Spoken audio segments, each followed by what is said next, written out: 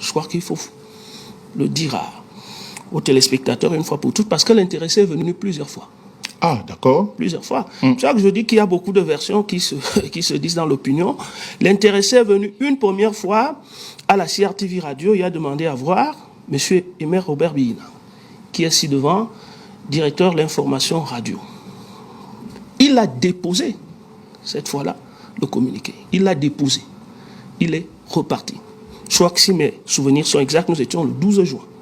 Ah, c'est les éléments qu'on attendait dans la communication du ministre. 2 jours plus tard, le ministre, mais, M. Armand, le ministre a la subtilité de ce qu'il a dit. D'accord. Autorisé au ministre d'avoir le choix des mots. Il ne nous a pas échappé que les diplomates. Deuxième chose, l'intéressé revient cette fois-là le 15 juin, mais il ne va plus voir Aimé Robert, et il va voir le directeur général de la CRTV lui-même. En baladeur. Je dois dire que dans tout ce que j'ai entendu consacré Aimé Robert à tort ou à raison, mais c'est le directeur général de la CRTV qui a pris les mesures sécuritaires. Il a reçu l'intéressé, il a reçu les documents qu'il lui a présentés. Le directeur général a fait l'analyse des documents. Il a même offert un café à l'intéressé en lui disant attends que j'appelle les gens qui... C'est à ce moment-là qu'il a cru devoir faire appel au ministre de la Défense qui a envoyé les services de sécurité militaire, en l'occurrence le CEMIL, qui ont donc dans un premier temps pris l'intéressé, l'ont écouté, l'ont auditionné, ils l'ont gardé à vue. Mesdames, Messieurs, chers compatriotes et toutes celles de ceux qui me font l'honneur de suivre les actions de SOS Cameroun Solidarité par ma voix, je vous dirai jamais assez merci pour ce que vous nous apportez au quotidien. Sans vous, nous ne sommes rien, nous ne serons jamais rien. C'est pour cela que je ne manque aucune occasion ici comme ailleurs pour vous renouveler nos remerciements. Merci à toutes et merci à tous. Mes chers compatriotes, aujourd'hui est un nouveau jour. J'invite chacun d'entre vous, toutes celles de ceux qui ont eu la grâce du Tout-Puissant, d'être debout ce matin, de glorifier Dieu et de célébrer la vie. Sans lui, nous ne sommes rien et nous ne serons jamais rien. Appelle-le comme tu veux, Zamba, Zambe, Zama, Tata Bessi, Loba, God, Job, Nini, Zambi. Donne-lui le nom que tu veux, mais glorifie-le. Mais au passage, n'oublie jamais de remercier aussi tous nos ancêtres méritants d'ici et d'ailleurs, visibles et invisibles, connus et inconnus, humains et nature, qui ont bien voulu nous accueillir ici, avec et par la volonté du Très-Haut. Ne l'oublie pas. Partout sur cette terre, tu n'es pas seul. Tu es accompagné des tiens. Il faut tout simplement savoir les reconnaître. Si tu ne les reconnais pas, c'est pas bien grave. Bien, mes chers compatriotes, nous allons donc rapidement échanger sur l'actualité du moment. Alors, je voudrais vous faire un petit rappel. Le titre que vous avez vu là, l'assassinat programmé de Paul Biya par son épouse, Madame Chantal Vigouroux. Je le dis, je le pense, ce n'est ni l'ironie, ni une figure de style. Je le pense, je l'assume et je l'explique, je peux le prouver. Alors, je voudrais d'abord vous rappeler quelque chose. Le monsieur que vous voyez là s'appelle Idriss Déby. Nous dirons, il s'appelait Idriss Déby. Mais il demeure, il s'appelait Idriss Déby. Il était le président du Tchad. Ce monsieur-là n'était pas malade. Il a été tué par ceux qui étaient autour de lui. Je vous le rappellerai toujours tous les jours pour vous dire que ce que vous lisez dans certains livres saints, des saintes écritures, bon, même si elles ne sont pas toujours, mais ce que vous lisez dans certains livres, notamment celui que vous connaissez le plus, la Bible. Jesus n'a pas été tué par un Chinois qui venait de Suzhou, ou Qingwangqing, ou bien Hong Kong, ou bien qui venait de Londres. Il a été tué, vendu par des gens qui étaient autour de lui. Mais ce qui est important dans ce que je vais te raconter ici, c'est que depuis cette époque-là, vous n'apprenez rien.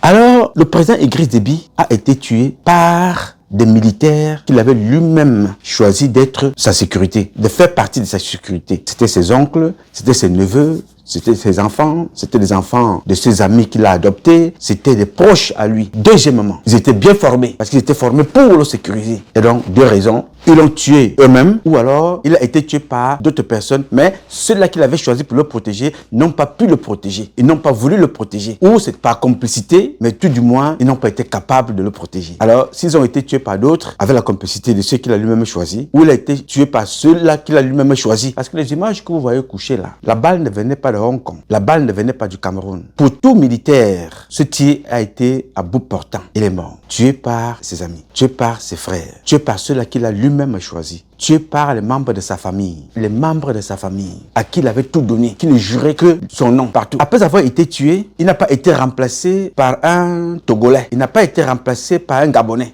Il n'a pas été remplacé par un Camerounais. Il a été remplacé par celui-là, l'un de ceux qui l'ont tué. Il a été remplacé par l'un de ceux qui l'ont tué. Et l'un de ceux qui l'ont tué a été installé par ceux qui ont ordonné l'assassinat. Vous les avez vus venir confirmer et piétiner la constitution que le président Idriss Déby n'avait eu de cesse de dénoncer. Il disait toujours, cette constitution que vous voyez là, ce n'est pas moi qui l'avais falsifiée ni retouchée. Elle a été retouchée par quelqu'un que je ne connais même pas son nom. Moi, j'étais en train de dormir, quelqu'un est rentré par la fenêtre. Il n'y a pas de secret pour ces gens-là ici. Il a changé la constitution. Ce n'est pas moi.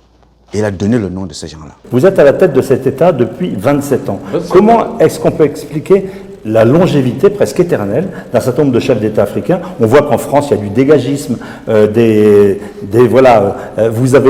êtes arrivé au pouvoir à l'âge qu'a Macron aujourd'hui. Est-ce qu'on est président à vie quand on est président du Tchad, par exemple? Peut-être qu'il y a deux choses qu'il faut que j'explique cela. Arriver au pouvoir à 38 ans, peut-être ça donne aussi... Mais Macron sera plus au pouvoir dans 20 ans. Attendez, peut-être que c'est mauvais. Peut-être que c'est mauvais. Cette longévité explique que par cela. Et de deux, je pense que je ne suis pas un homme, je pense que, je vais vous dire très honnêtement, je ne suis pas un homme heureux. Et je n'ai jamais été un homme heureux. Vous comprenez? Non. Pourquoi?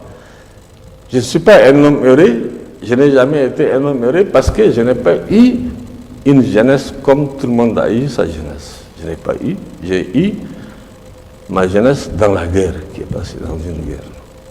Et au sortir de la guerre, j'ai eu cette responsabilité. J'aurais souhaité moi-même, en 2002, m'arrêter, comme j'avais promis en son temps, au second mandat. Oui. C'est-à-dire en 2006, je devrais céder, en fait, disons. Il y a 10 ans. Au suivant. La guerre a éclaté. Le mercenaire avait attaqué, il mène ici la ville. Le pays était en guerre. Vous comprenez? Mais en 2016, il... Attendez, s'il vous plaît. Et comme j'ai dit dans la politique africaine, la France intervient souvent, et je le dis haut et fort, la France a intervenu, je dis bien, je n'ai pas demandé, je dis je ne le fais pas, de changer la Constitution. Pour l'histoire, je dis bien. Bongo n'est pas là. Bongo père, je dis bien. C'est à Paris. J'ai refusé. Et je n'ai pas fait la campagne. Qu'est-ce que vous voulez dire? C'est la France qui vous a poussé à continuer? C'est toujours la France qui fait, et c'est toujours la France qui critique, et c'est toujours la France qui est derrière. Mais en 2016, la France n'était pas derrière votre Écoutez-moi d'abord, s'il vous plaît. Ce que vous voulez dire, c'est que c'est Paris qui vous a poussé à continuer? Laissez-moi finir. Comment on appelle, ils appellent le constitutionnaliste qui est venu ici, je ne connais même pas son nom. Je ne connais même pas son nom. Moi, j'ai refusé, j'ai dit je ne change pas. Ils ont passé par leur arcane, puisque l'Afrique, pour la France, il n'y a rien de, comment on appelle, de caché. C'est entresemé, passé par les uns et les autres, ils ont changé la Constitution. Ce que vous dites clairement, ce n'est pas Déby qui a changé la Constitution. Ce que vous dites clairement, c'est que c'est Paris qui vous a forcé la main pour rester au pouvoir. J'ai dit que en tant que soldat, j'ai donné ma parole d'honneur en son temps de quitter le pouvoir en 2006. Il y a deux choses qui sont intervenues. La guerre, évidemment. La deuxième, c'est la France. Qui vous a dit de continuer. Bien sûr.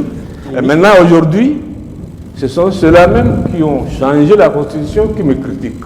Et là, aujourd'hui, combien de temps encore? Pour autant, je pense que... Bien, là c'est Idriss Déby. Il explique. Donc vous n'avez pas besoin d'aller trop chercher, d'aller chercher loin.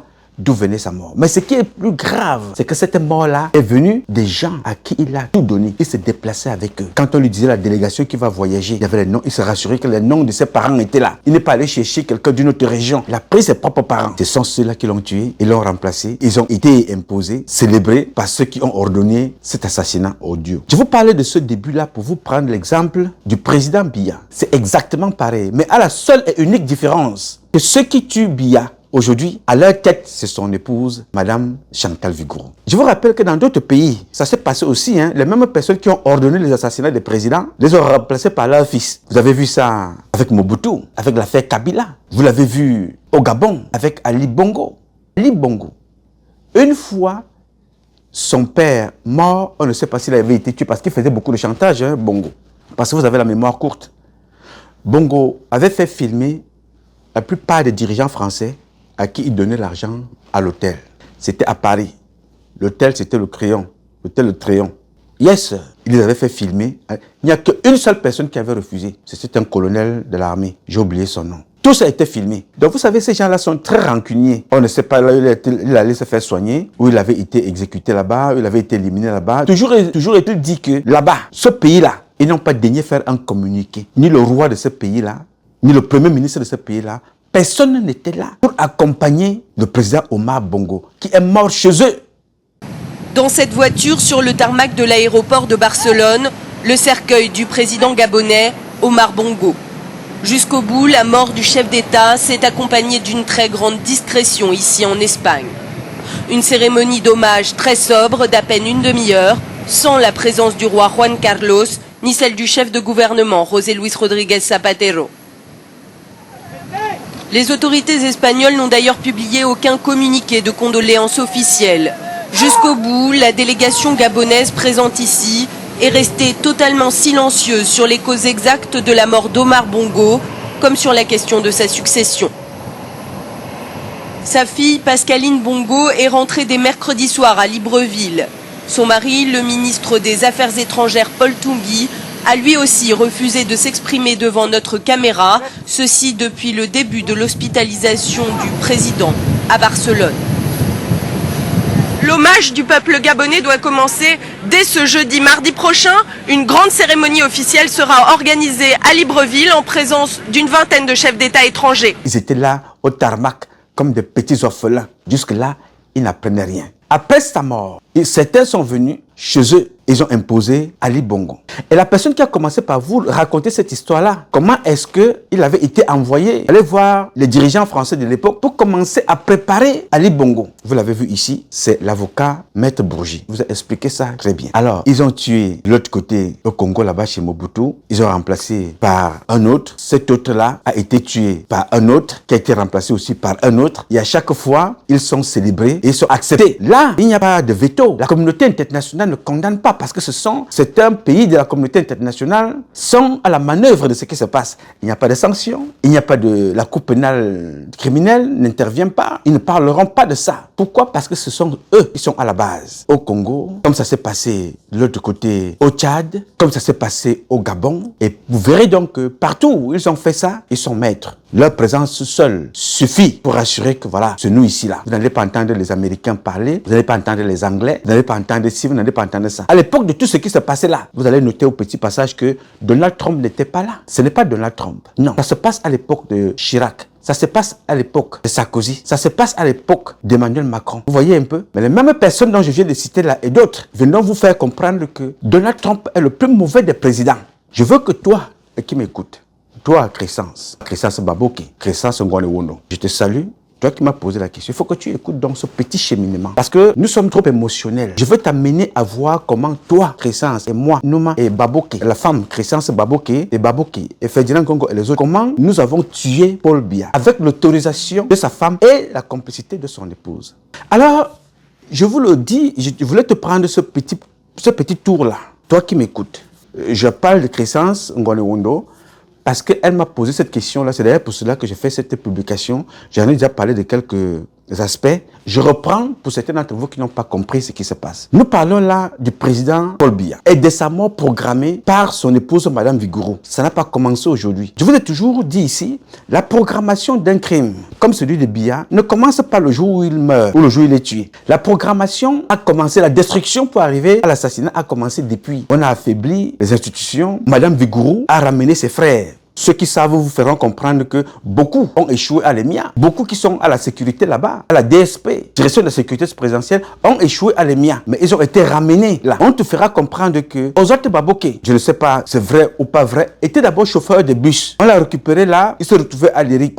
Il a fini là, il se retrouvait là-bas. Donc chacun a une histoire un peu carabinée. Des incompétents qui nous dirigent, des cancres qui dirigent des compétents. Valère Bessala, vous l'avez très bien expliqué ici. Ces gens-là se retrouvent donc partout. Et je vous ai expliqué, Madame Crescence Ngonewondo et les autres, vous profitez, il faut écouter ça. Monsieur Oswald Baboké, parce que c'est de lui et de Monsieur Sichum Yann dont il s'agit ici. Monsieur Oswald Baboké connaît très bien ce que Mvondayolo fait de faux. Il connaît. Monsieur Mvondayolo connaît très bien ce que Oswald Baboké fait de faux. Mvondayolo et Oswald Baboké connaissent très bien ce que Aivo fait de faux. Aivo connaît ce que Evinando, qui est le directeur adjoint de la direction de la sécurité présidentielle, connaît ce qu'il fait de faux. Aivo et Evinando connaissent très bien ce que Oswald Baboké et Mvondayolo connaissent de faux. Tous ces gens-là connaissent très bien ce que le secrétaire général à la présidence fait comme faux à la présidence. Et le secrétaire général à la présidence connaît ce que tous ces gens-là font comme faux à la présidence. Chantal Biya, qui a des informateurs partout, dans la même maison, d'ailleurs, la plupart sont ses frères, connaît ce que tous ces gens-là font comme faux.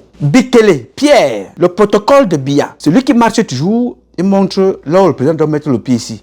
Mets le pied ici, mets le pied là-bas, mets le pied ici, mets le pied là-bas, mets le pied ici, mets le pied là-bas. Celui qui fait ça s'appelle Bikele, directeur de protocole. Lui, il est encore resté celui-là qui est devant, montre à Paul et Chantal Biya, là ils doivent mettre le pied. Mais lui, il a formé tous ces gens qui sont dans le protocole. Mais Oswald Baboké, qui était chauffeur de bus à l'époque, est devenu son patron. Bikele connaît tout ce que ces gens-là font comme faux. Tous ceux-là connaissent aussi ce que Bikele peut faire comme faux, à son petit niveau de directeur du protocole. Pourquoi je te fais ce petit tour? Juste cet exemple-là. Je te fais ce petit tour pour te faire comprendre que tous ces gens-là ont un point commun. Fais ce que tu as fait de faux, moi je ne te dénonce pas. Je fais ce que j'ai fait de faux, tu ne me dénonces pas. Chacun fait ce qu'il veut, ils utilisent le même nom. Le nom de Paul Biya. La signature de Paul Biya. Personne ne trahit l'autre. Tu peux faire ton faux décret, tu nommes celui que tu veux. Tu peux faire ton faux décret, tu mets le cachet de Paul Biya, tu fais ce que tu veux. Ça, ce n'est pas ton problème. Ça, ce n'est pas mon problème. Ça, ce n'est pas son problème. C'est ton problème à toi. Tu fais ce que tu veux jusqu'au jour où on t'arrête. Donc, tous ces gens que vous voyez là sont donc autour de Paul Biya. Ils l'ont tué à petit feu. Et on regarde le danger qui vient de France, la diaspora, des États-Unis. On regarde le danger qui vient des hommes politiques, d'une façon ou d'une autre, qui ont aussi pris part à ce crime, à cet assassinat organisé. Donc, je voudrais d'abord te mettre le schéma là, Crescence, pour que tu comprennes que ce qui se passe là, tous sont des acteurs de ces crimes. Chacun a choisi de se taire, mais se couvrant toujours de Paul Biya. J'ai le président de Paul Biya, que je me bats pour lui, c'est lui mon père, nous nous battons pour lui. Et par derrière, on le poignarde. Par derrière, on le poignarde. Toutes ces personnes-là connaissent quels sont les enfants de Paul Biya. Personne n'est allé dire la vérité à Paul Biya, que sa fille se drogue. Pourquoi? Parce que le dire, c'est exposé à une sanction, tu n'as pas su le protéger. Le dire, c'est exposer celui qui t'a envoyé protéger Brenda Biya ou Junior Biya.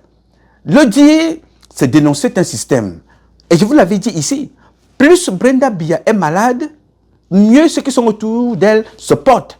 Parce qu'il faut de l'argent pour amener à l'hôpital, il faut de l'argent pour l'interner, il faut de l'argent pour ci et pour ça. Son frère, pareil. Mais est-ce que cela dédouane la responsabilité de sa mère? Non. Elle est même complice parce que elle est déchargée. Yes, Avant de continuer, donc, je vais te faire comprendre que Brenda Biya, observe comment ça se passe. La CAN en France, les Jeux Olympiques en France, la mère de Brenda Biya, Madame Chantal Vigouroux, elle est en Europe avec sa fille. Si elle est consciente que sa fille est fragile, elle devait rester avec son enfant. Mais elle a laissé, y compris les gars qui gardent cette fille-là, et ceux qui sont avec elle tous les jours, l'a laissé aller écrire dans le Parisien qu'elle veut que son papa légalise l'homosexualité. Entre-temps, sa maman, qui a aussi donné un laissez-passer, sachant la fragilité et la fatigue physique, même si intellectuellement il y a encore de bons restes, la fatigue physique du président de la République, elle prend ce monsieur-là, elle l'amène, elle va le déposer sous le soleil et la pluie, elle se retrouve avec les plastiques sur la tête pour, une fois de plus, l'humilier. Ça fait partie de leur game. L'assassinat programmé de Paul Biya par son épouse, Madame Chantal Vigouroux. Je voulais que tu comprennes ça, que tu comprennes déjà cette introduction-là, que ce que vous voyez là, début 1982, entre les deux dates, Paul Biya a connu 1141 tentatives de coup d'État.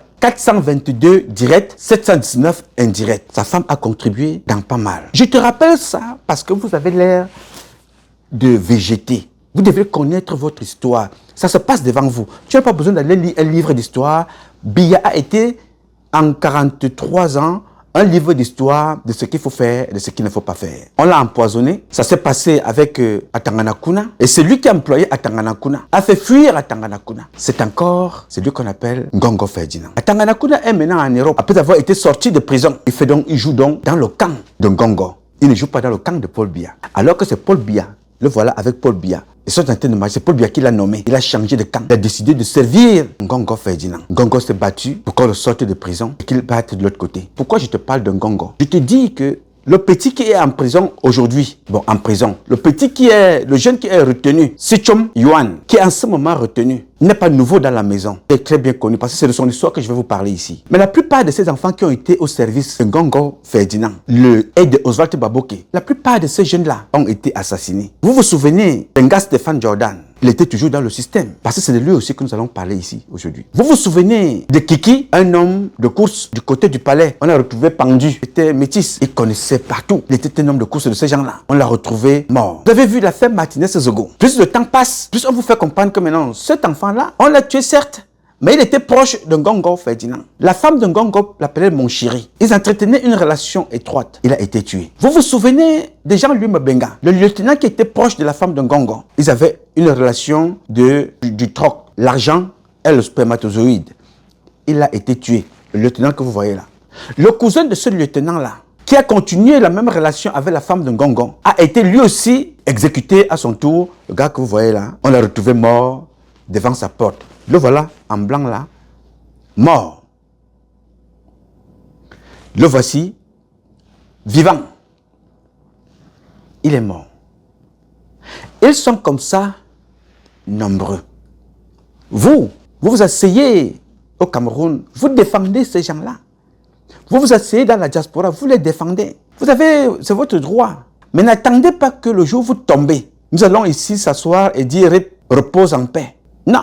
Tu ne peux pas être dans la diaspora et combattre Paul Biya. Je m'adresse encore à toi, Sylvain. Tu es au Canada, à Ottawa. Nous avons parlé hier. Je te salue.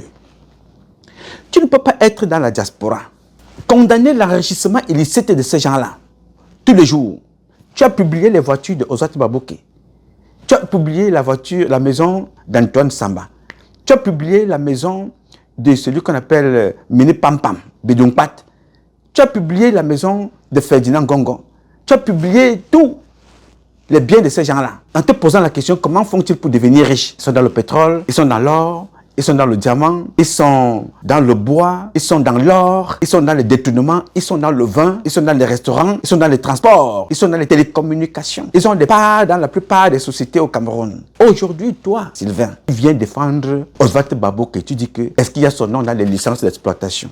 Toi, ici au Canada, toi, tu souffres. Ta maman a cotisé pour que tu puisses aller au Canada. Ce n'est pas le cas de Indira. Vous voyez comment vous vous mordez vous-même la queue.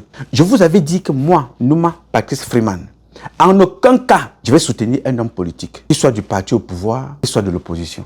Jamais. Les opposants vivent au Cameroun. Ils n'ont pas de problème de passeport. D'autres ont même des passeports diplomatiques. Kamto a un passeport ordinaire ou de service, mais il n'a pas de problème de visa.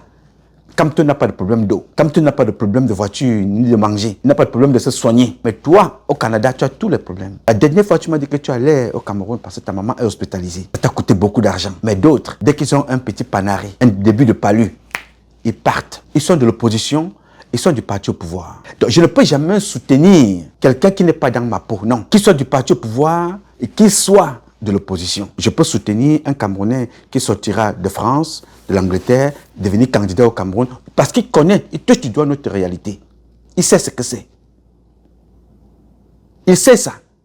Donc quand tu te lèves aujourd'hui, nous avons parlé hier pendant au moins 1h30. Tu parles jusqu'à tu as des veines. Non.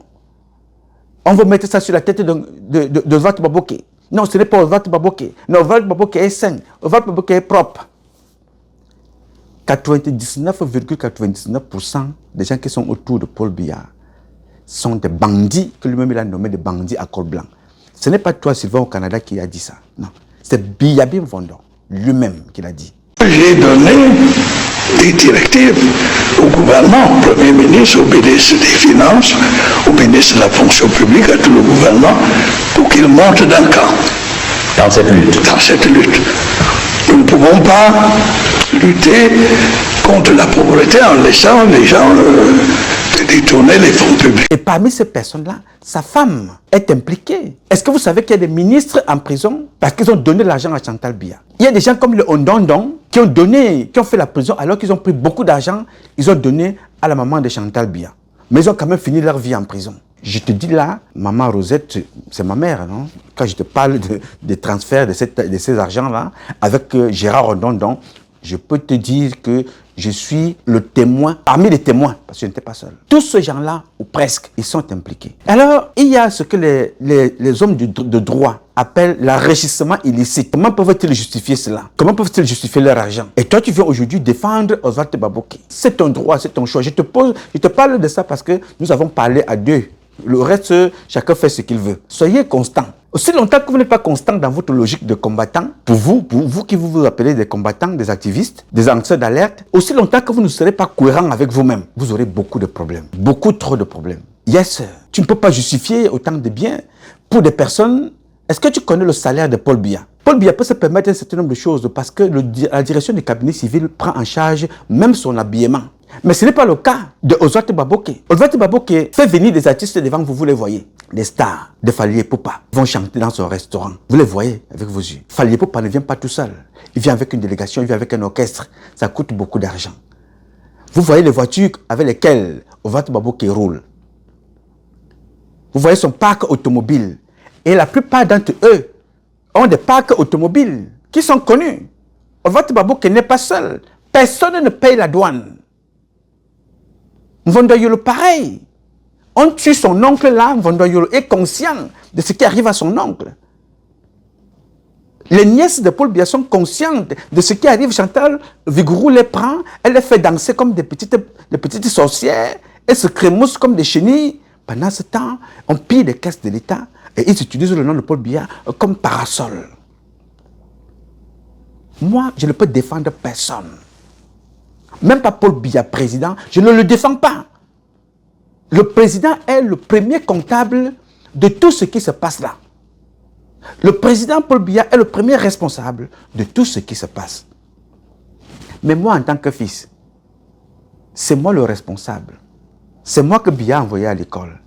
Et je m'en vais du côté papa. En tant que fils, c'est moi. Je dois relever les manquements du père. Et c'est ce que Biya a fait avec vous.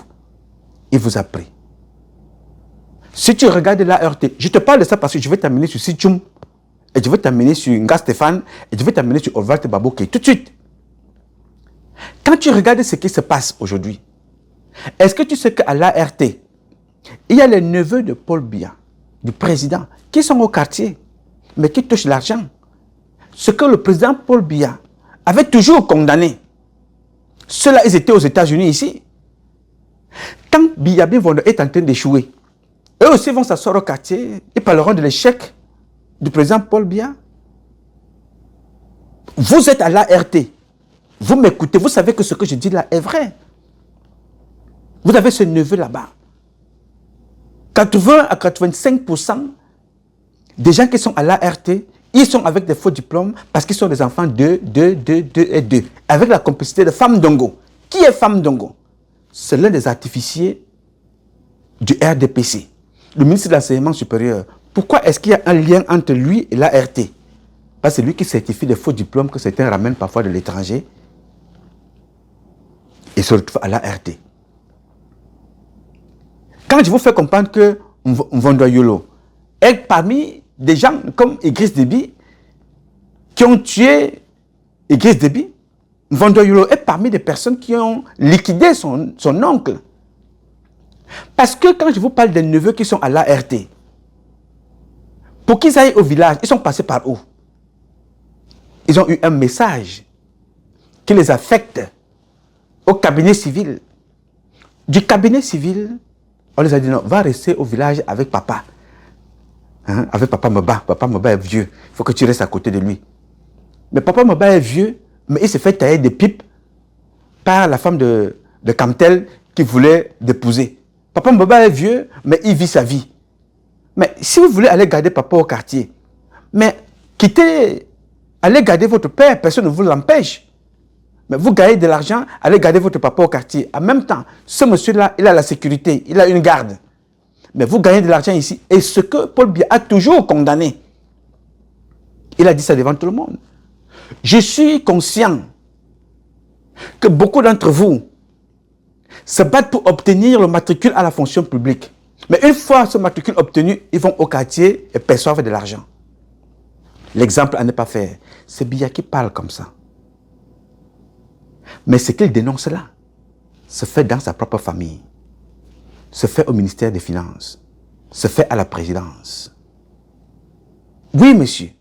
Quand je te parle de président, je te parle du commissaire Nia. Le petit frère du commissaire Nia. Nia était un homme de ménage. Comment on dit femme de ménage? Un homme de ménage qui finalement est devenu commissaire. Voilà donc ce qu'on a mis autour du président. Le frère de Nia a un garage au quartier. Mais il a en passe à la présidence de la République. Vous voulez que Paul Biya fasse comment? Comment est-ce que vous voulez que ce monsieur-là s'en sorte? Comment vous voulez qu'on ne nous insulte pas que les Biti Nanga, nous sommes les top dropots, nous sommes des incompétents? Mvondo Yolo est allé au quartier, aller chercher à Tangana Manda, retraité, le ramener, là à l'intérieur. Pendant le passage du pape, il est accusé d'avoir détourné de l'argent qui était destiné à payer ceux qui étaient en mission. Nous allons accuser Paul Biya une fois de plus. Alors, nous avons tué notre père. Nous avons contribué à assassiner le président de la République. Et sa femme, Madame Chantal Vigourou, a compris que nous sommes faibles. Oui, elle a compris que nous sommes faibles. Nous ne servons qu'à manger. Le sexe, les femmes avaient de grosses fesses, Mvondoyolo, des métisses, des voitures et l'argent. Paul Biya peut mourir. C'est pour ça que Mvondoyolo se bat de toutes ses forces. Que même quand Paul Biya ne peut pas marcher, Mvondoyolo est parmi ceux-là qui tiennent Paul Biya. Pour qu'il marche par force, pour nous faire comprendre que non, ne vous inquiétez pas, le président est toujours en forme. Il contrôle la situation. Parce que pour eux, Paul Biya est leur paravent, il est leur parapluie, il est leur support. Pour voler et pour venir nous endormir avec des faux décrets, des fausses affectations, des faux endettements, des faux décrets d'endettement du pays. Mvondoyolo le connaît. Oswald Babo connaît. Ferdinand Gongo connaît. Chantal Biya connaît. Aivo Desensio connaît. Evinando connaît. Tous ces gens-là se connaissent et ils savent ce qui se passe. Mais maintenant, parmi eux, ça se gâte parce que le pouvoir doit rester, ne doit pas être partagé. L'un des clans doit contrôler le pouvoir. C'est là où ça cloche. Et c'est là où ça se gâte. Et je vous ai dit qu'ils commenceront la guerre entre eux. Vous et moi irons là-bas mettre de l'ordre. Je vais donc vous dire, aujourd'hui et maintenant, comment M. Sichoum est connu. M. Sichoum n'est pas un visage nouveau. Nous sommes là il y a quelques années en arrière. Le monsieur que vous voyez là s'appelle Tony. C'est un voleur de voitures chevronnées. Toutes les voitures que vous voyez là, ce sont des voitures volées dans des pays étrangers. Au Togo, dans des pays voisins, Les Camerounais vont au Gabon, ils volent des voitures, ils vont en Guinée, ils agressent des personnes, ils tuent même, ils volent des voitures, ils ramènent au Cameroun. Certaines de ces voitures sont achetées par Ozwald Baboké. Je te raconte cette histoire, pas parce que je l'ai déjà raconté 1001 fois. Je te raconte cette histoire pour te ramener sur monsieur Johan Sichoum, que vous avez arrêté à la CRTV, pour te dire qu'il est connu. Parce que dans cette histoire aussi, il a été un acteur majeur. Donc Tony, qui va voler les voitures au Togo, avec la complicité de son père, ils forment le binôme. Ils ont un groupe, le père et le fils, et le groupe que vous voyez là, spécialistes des vols de voitures. Et quand ils vont voler des voitures au Togo, ils y vont avec des armes de guerre. Le PA que vous voyez là, et d'autres, c'est avec ça qu'ils rentrent au Togo, ils tuent, ils ciblent un citoyen, ils te pistent toute la journée. Dès qu'il y a un petit espace, ils prennent la voiture, ils te liquident et ils s'en vont. C'était leur business. Jusqu'au jour où ça s'est mal passé, ils ont donc tué là-bas au Togo. On les a arrêtés. On a arrêté quelques-uns.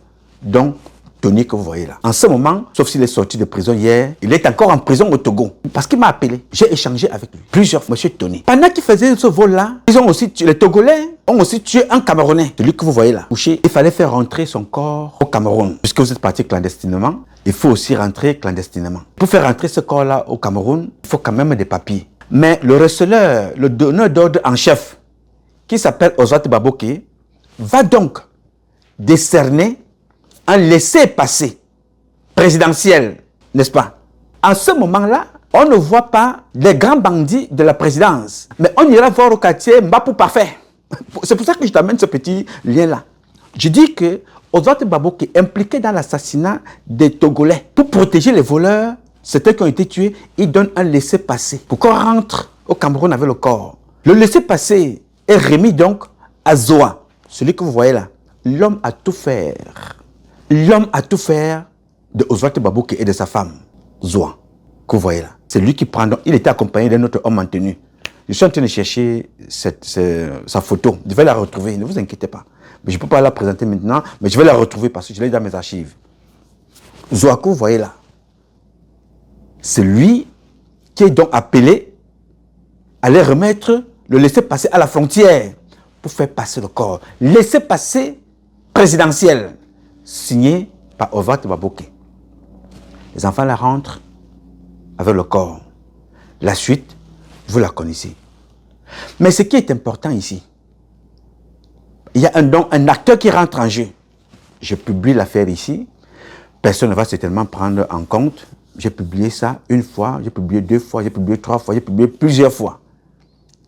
Ozwald Baboké, quand l'affaire a été publiée par nous ici, certains commissaires de la DGRO ont décidé de lancer l'enquête sur place.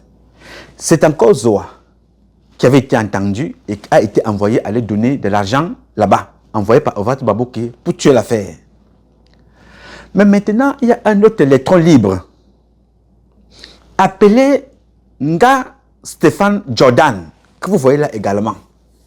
Lui là, il travaillait aussi pour le président de la République, mais il était un indépendant qui avait une ONG